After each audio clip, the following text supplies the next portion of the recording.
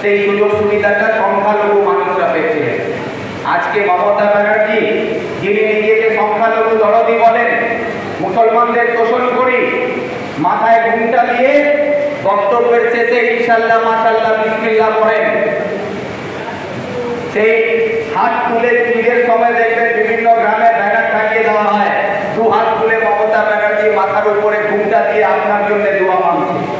তখন আপনি ভাবেন এই মহিলাটা তো কত ভালো, আমার জন্যই দোয়া করছে, এই দোয়াতে আমি জান্নাত চলে যাবো, কি এটাই ভাবছে। কিন্তু সেই মমতা ব্যানার্জি আজকে সংখ্যালঘুদের যে অধিকার, সেই অধিকারটা কাড়িয়ে নেওয়া হলো। ওবিসি এ ক্যাটাগরি থেকে শেরশাবাদীর সঙ্গে আরো 26টা জনগোষ্ঠীকে ওবিসি এ ক্যাটাগরি থেকে বাদ দিয়ে দেওয়া হলো, আপনাদেরকে ওবিসি বিতে করে দেওয়া হলো। ওবিসি বিতে হলে কি হবে? আপনারা আর কোনো সরকারি চাকরিতে রিজার্ভেশন পাবেন না। যারা রাহাতপুর মাদ্রাসাতে, সিসিআই মাদ্রাসাতে, বিভিন্ন মাদ্রাসাতে পড়াশোনা করে যে বাচ্চারা এখান থেকে মাধ্যমিক পাস করছে, উচ্চ মাধ্যমিক পাস করছে, তারা যে বিশ্ববিদ্যালয়ে ভর্তি হতে গেলে তারা সেই ওবিসি সার্টিফিকেট এ না থাকার কারণে তারা ওখানে অ্যাডমিশন পাবেন না। তারা আলিম ফাজিল কামিল হয়, উচ্চ শিক্ষায় পিএইচডি, ডাক্তার, ইঞ্জিনিয়ার আর হতে পারবেন না। এই রাস্তাটা বন্ধ হয়ে গেল আপনাদের। তো এইগুলো আপনারা বুঝবেন কবে? তার জন্য আপনাদের এই সমস্যাকে দেখে আমি মাননীয় মুখ্যমন্ত্রীকে চিঠি লিখে জানিয়েছিলাম যে আপনার যে বিধানসভায় এই প্রস্তাব আপনি এনেছেন, এই প্রস্তাবকে প্রত্যাহার করুন। এবং যে অধিকার সাচ্চার কমিটির রিপোর্ট আমাদের 27টা জনগোষ্ঠীকে দিয়েছিল, তার মধ্যে শেরশাবাদী সব থেকে বড় জনগোষ্ঠী, তাদের অধিকার কাড়িয়ে নেওয়ার আপনার কোনো অধিকার নাই। তাদেরকে তাদের অধিকার ফিরিয়ে দেওয়া হোক, তাদেরকে ওবিসি এ ক্যাটাগরিতে পুনরায় ফেরত দিতে হবে, এই দাবি করেছিলাম। তারপরে বিভিন্ন স্বেচ্ছাবাদী সংগঠন সংবাদপত্রে খবর বের হওয়ার পরে জানতে পারে, তারা তখন জেগে উঠেছিল। তারপর বিভিন্ন জায়গায় সাংবাদিক সম্মেলন হলো। তারপর আপনারা দেখবেন, যদি মনে থাকে, আপনার এই বিধানসভার এই চিটিংবাজ এমএলএ গৌতম পাল, যে বিধানসভার ভিতরে যেদিন প্রস্তাব নেওয়া হয়, সেই প্রস্তাবকে সমর্থন জানিয়ে ভোট দিয়েছিল যে আপনাদের অধিকার কাড়িয়ে নেওয়া হোক, সেদিন বিধানসভায় ভোট দিয়ে এসেছিল এই ইটাহারের বিধায়ক মুশাররফ হোসেন, যে ওবিসি কমিশনের একজন সদস্য, সেই সদস্য থাকাকালীন সেখানে সই করে আপনাদের এই প্রস্তাবকে বিধানসভায় পাঠিয়েছিল। সেই আমাদের এখানকার তৃণমূলের মন্ত্রী গোলাম রব্বানী, যখন আপনাদের বিরুদ্ধে এই প্রস্তাব ক্যাবিনেটে আনা হয়, সেই ক্যাবিনেটের গোলাম রব্বানী সেখানে সমর্থন করে মমতা ব্যানার্জিকে বলেছিল হ্যাঁ শেরশাবাদীদের অধিকার কাড়িয়ে নেওয়া হোক।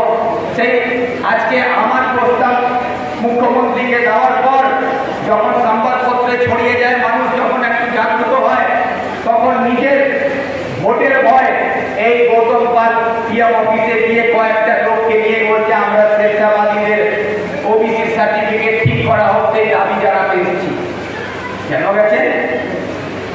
এটা এই জন্য গেছিল, যারা বুঝতে পেরেছে যে শেরশাবাদীরা জানতো না, কিন্তু ভিক্টরের জন্য এখন জানতে পেরে গেছে।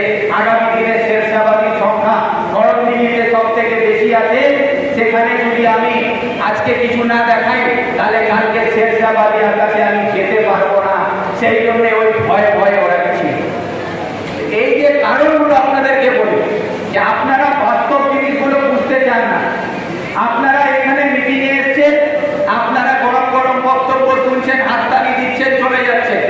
কিন্তু এই গরম বক্তব্য শুনে হাততালি দিয়ে চলে গেলে আপনার ভবিষ্যৎ, আপনার বাচ্চার ভবিষ্যৎ সুরক্ষিত হবে না।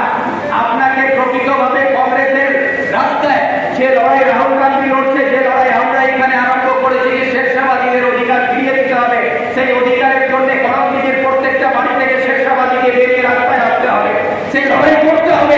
তাহলে আগামী দিনে আপনার ভবিষ্যৎ, আপনার বাচ্চাদের ভবিষ্যৎ সুরক্ষিত থাকবে।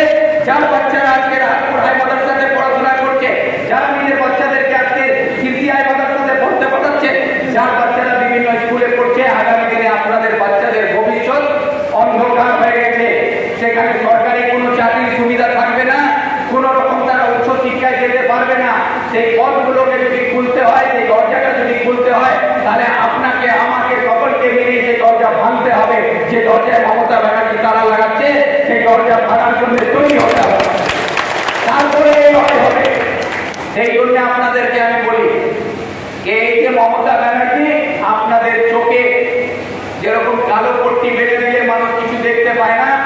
যেইভাবে আপনাদের চোখে কালো পট্টি করে দিচ্ছে, আমাদের মা বোনদের অধিকার একের পর এক হারিয়ে নেওয়া হচ্ছে, কিন্তু তাদের চোখে একটা কালো পট্টি বেঁধে দেওয়া হয়।